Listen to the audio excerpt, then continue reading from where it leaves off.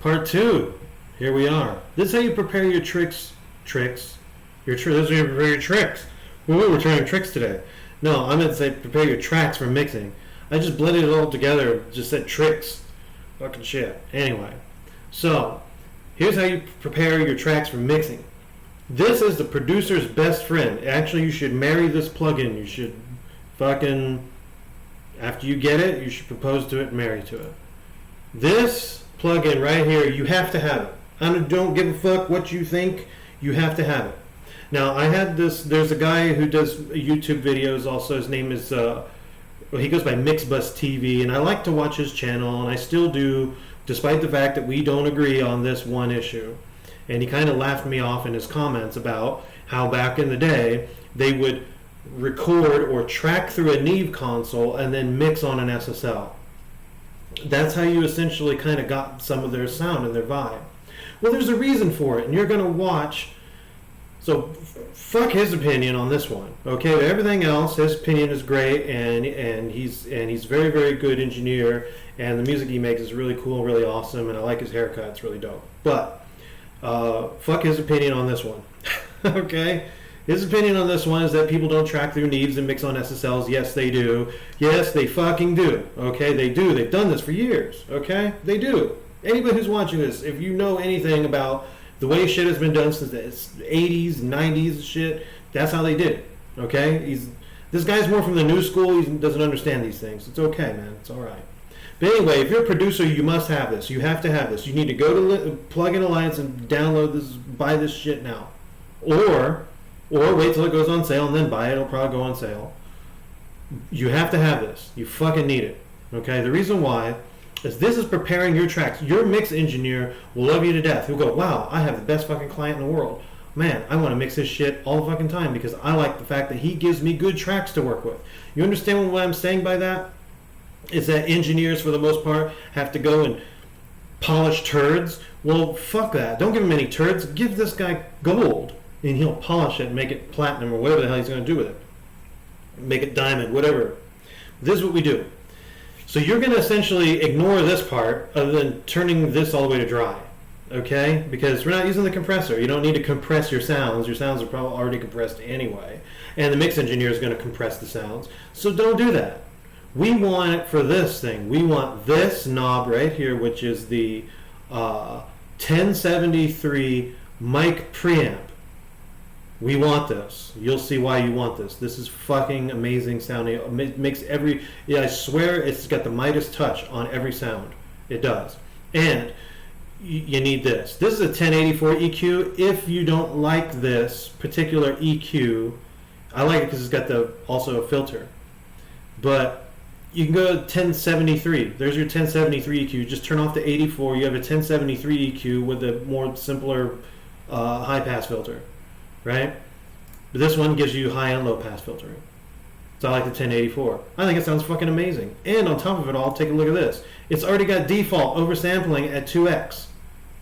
Okay, so what is that doing? That's taking away, it's giving you more headroom to work with, so it minimizes aliasing and the harmonics sound fucking damn good.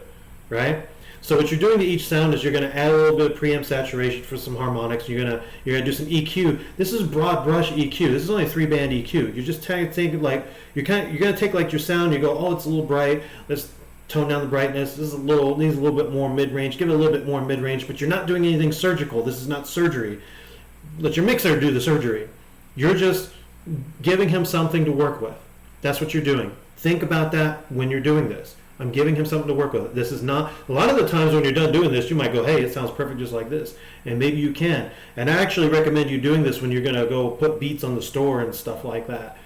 You know, you can give it this treatment already so they can kind of get an idea of what it's going to sound like when it's a finished product. And like, you know, then you could probably throw the bus plug-in over the master bus and throw a limiter past that just because then the bus will give it some more... you know, summing saturation, summing into the bus.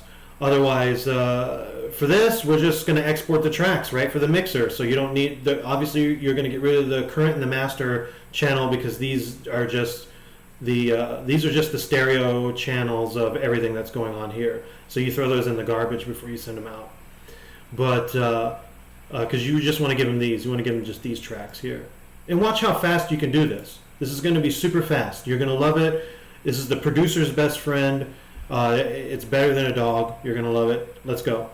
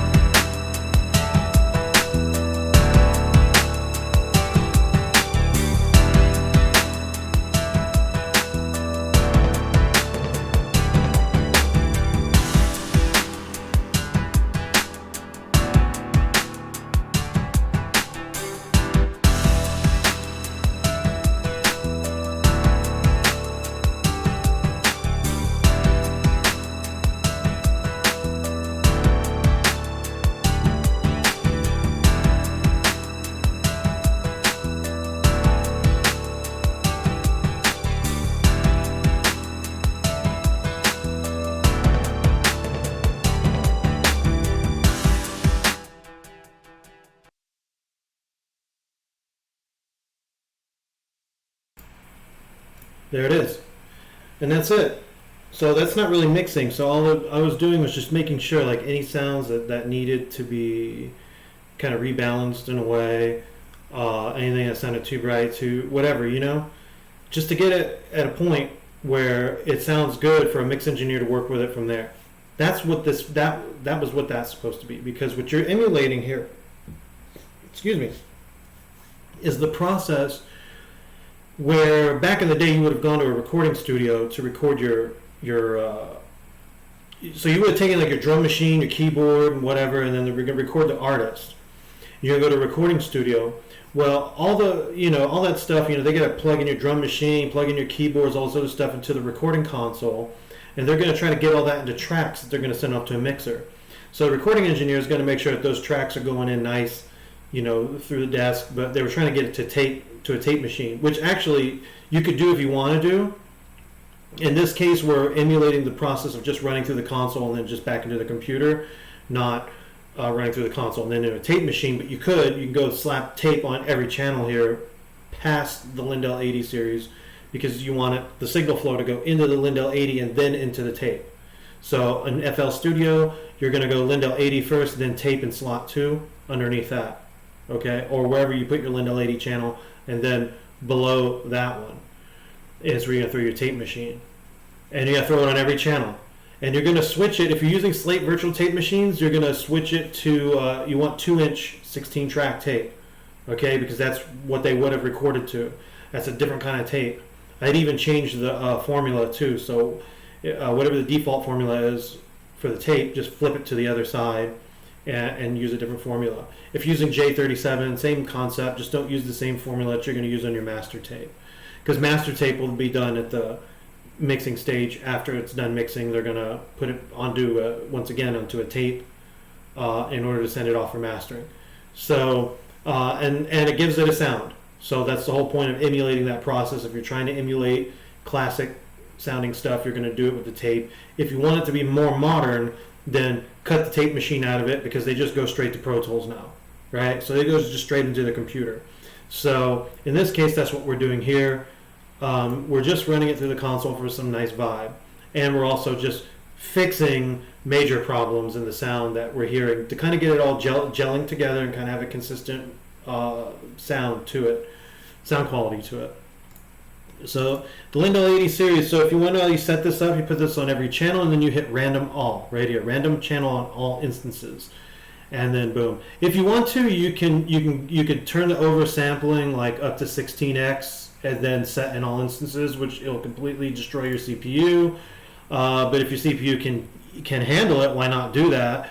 That's making sure you have tons of headroom to prevent any kind of aliasing artifacts from making it into your sound. Although, I mean, even if there was, you probably can't even hear it. Those tracks, you just heard them. They sound clean. They sound wonderful. So this is the gate on this end here. Don't mess with that. There's no reason for it. Unless you record. Oh, you could do it maybe if you're like recording or had recorded material that has like air in between stuff. Then you can gate that air if you want, just to prevent that. Just to kind of close the channel when there's no audio going through it. Just so you don't have that tape hiss or that air. But otherwise, I don't ever mess with this. I'm just messing with the EQ and the input in the, not input gain, but the mic preamp. So as you heard, the microphone preamp did not just make things louder, but it made things a little warmer. And then we just messed with everything in the EQ. Sometimes I filtered things, sometimes I didn't.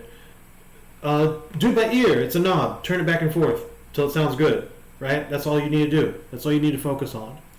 And then, boom, print these tracks. So I'm going to do it here. Save, export, right? Wave. Okay, and then, create a new folder. Call it Video Beat for this one. Okay.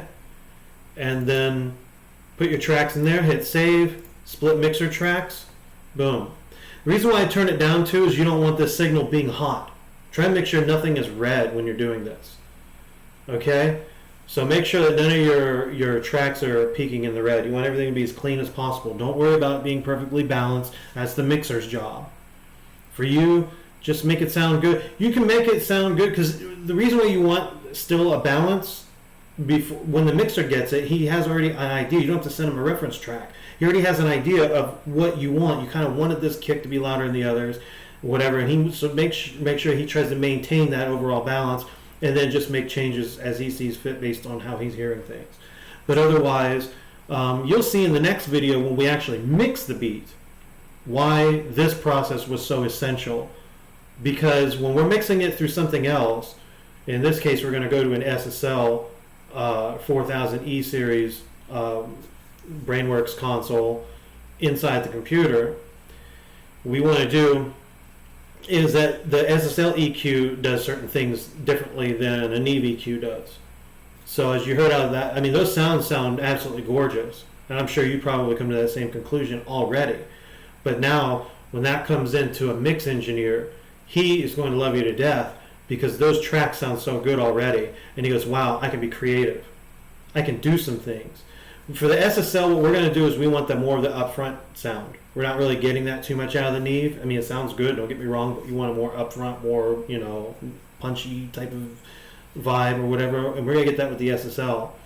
And then the following video, number 4 in the series, will actually master the beat at the end. And are we going to use ozone? Fuck no. We got better shit than that.